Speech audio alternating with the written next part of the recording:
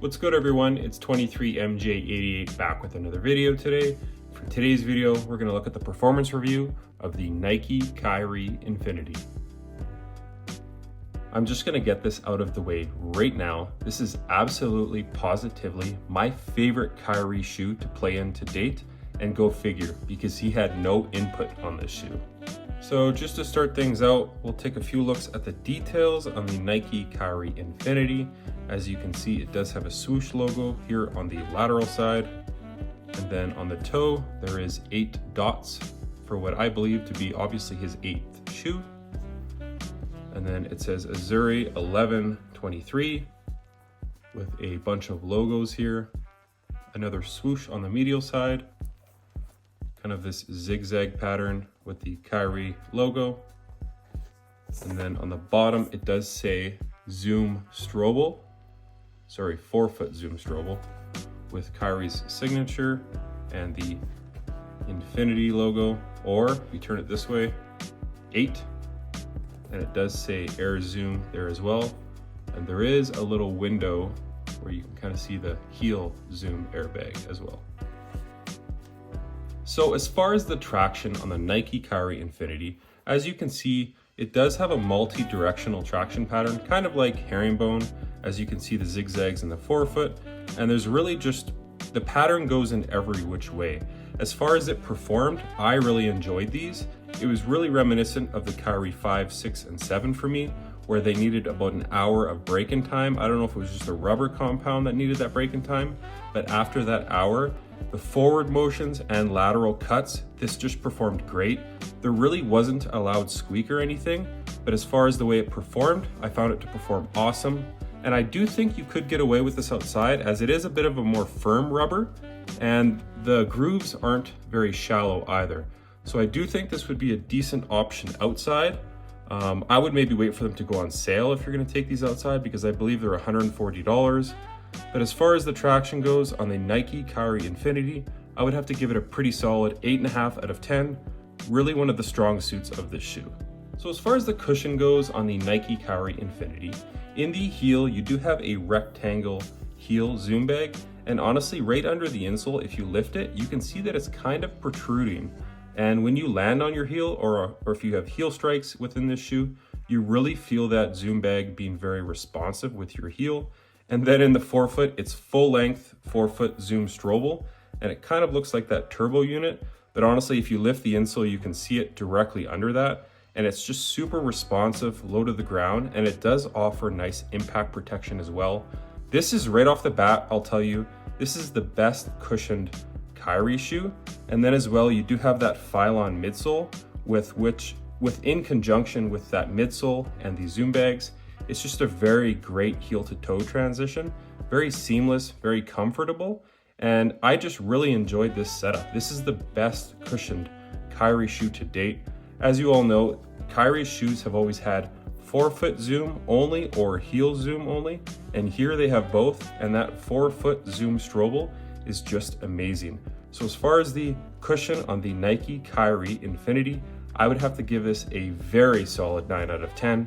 I really enjoyed it, and I think you guys will as well if you try these out. So as far as the fit goes on the Nike Kyrie Infinity, I actually had to go up half a size. Usually I wear a size 10.5 in Nike basketball shoes. In these, I had to go with size 11, and my toe in the size 11 was just right at the end of the toe box here. So for me, I had to go up half a size. I would say if you could try these on, that would be best bet. But if you're gonna order these online, I would say if you're a wide fitter, go up half a size to maybe even a full size. But if you could order 2 sizes and then return the one that you don't need, I would honestly say that's the best advice I could give. But there really wasn't many pinch points. You know, there was one basically right where this leather panel is here. And for me, within 10 or 15 minutes, they did break in. But as far as the fit goes, yeah, I would say go up half a size, and I would say it's best to try these on. But as far as the fit goes on the Nike Kyrie Infinity, I would have to give it a pretty solid 8 out of 10. It wasn't my favorite fitting Kyrie shoe out of all of his models, but it wasn't bad either. So as far as materials go on the Nike Kyrie Infinity, here in the toe box, you do kind of have this textile or screen mesh, which again is a rather cheap material, really isn't my favorite at all. But on the back portion of the shoe, you do have this synthetic leather, which I really enjoy. I think if Nike Basketball can incorporate some of these newer materials in the forefoot so the shoe flexes nicely, and then having these synthetic leathers in the back, I really enjoy it. It does have that synthetic leather tongue as well, which is just super cushioned. And then on the heel, you do have some more leather. Same thing on the medial side. And then you have these little kind of synthetic leather straps as well running through the shoe. And then again, this is mostly a textile mesh. So as far as the materials go on this shoe, I'll have to give it a 7.5 out of 10. It's really not my favorite with this cheaper material in the forefoot, but it's not bad either. It's very free flowing, and honestly, really no break-in time with this material here in the forefoot. And then I will note as well, as far as this textile mesh goes in the forefoot, it really kind of captured all that heat from my foot and kept it within the shoe.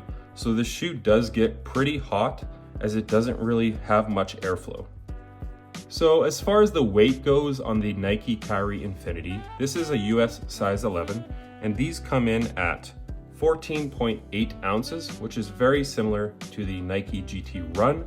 So all things considered, this is a pretty light shoe. So as far as the support goes on the Nike Kyrie Infinity, it has some really good portions of the shoe that have support, and then the torsional rigidity is pretty much non-existent. So as far as the support goes, you do have an internal heel counter, which is great. It really keeps your foot cupped in the back.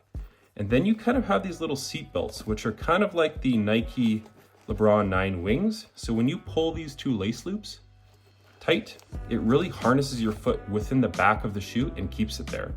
There is another one on the medial side, which is great. I really enjoyed this setup. And when you really tug these laces here on these lace loops, it really snugs up the shoe nice. And then you kind of have an X portion of them going across the tongue, and then some more in the forefoot. So I found these to work great. And these ones in the heel actually run all the way through the back of the shoe around to the medial side. So it is connected, and honestly, it just kind of acts like a seat belt to your foot. I found it great. And then as far as the bottom goes, I don't think there's a torsional plate in the bottom of the shoe, because as you can see here, this shoe really does contort easily. And I know Kyrie really likes to make fast and quick movements, but for me, that's one thing I did notice within this shoe, is when I was making hard cuts, lateral movements, or just running, it really did not have any midfoot support. So that is one thing to note. If you need that within a shoe, you're not gonna have it here.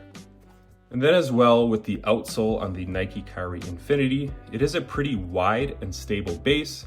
So that's another thing. There really is no outrigger, even though there is this little rubber portion here on the midsole. If you look down from the top view, it does look like an outrigger, but it really isn't. But as far as the outsole goes, it is really wide and stable and somewhat flat. It does kind of curve up towards the toe, but I found this to be a great stable shoe as far as the outsole goes.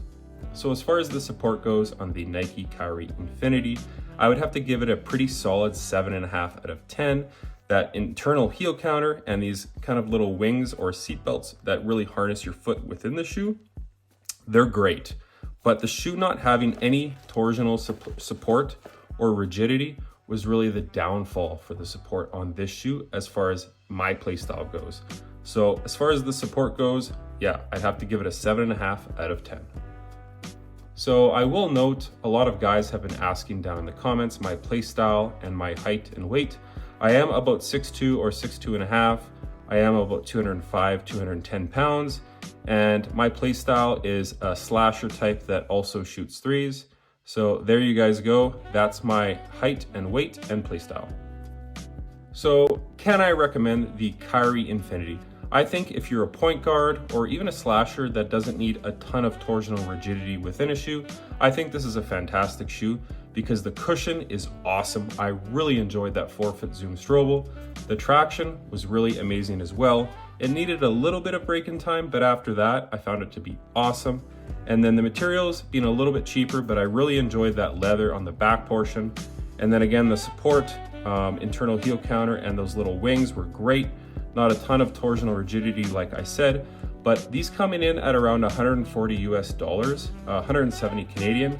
I would say it's a pretty good buy for what you're getting. And this is the first shoe that I can remember on Kyrie's model that does have heel and forefoot zoom So I found that to be awesome. And then again, if you can catch these on sale, I think it's a great buy, because even at $140, it's great. But if you can get them around 110, I think that's an absolute steal. And I would recommend this shoe as far as the price point and everything that you're getting within this model. So that's gonna do it for today's video on the Nike Kyrie Infinity Performance Review. I really enjoyed playing in the shoe. If you guys have played in the shoe, let me know down in the comments. As always, if you guys could like, comment, and subscribe, that helps the channel out a ton. As always as well, stick around for the on-court portion at the end of the video. Until next time, peace.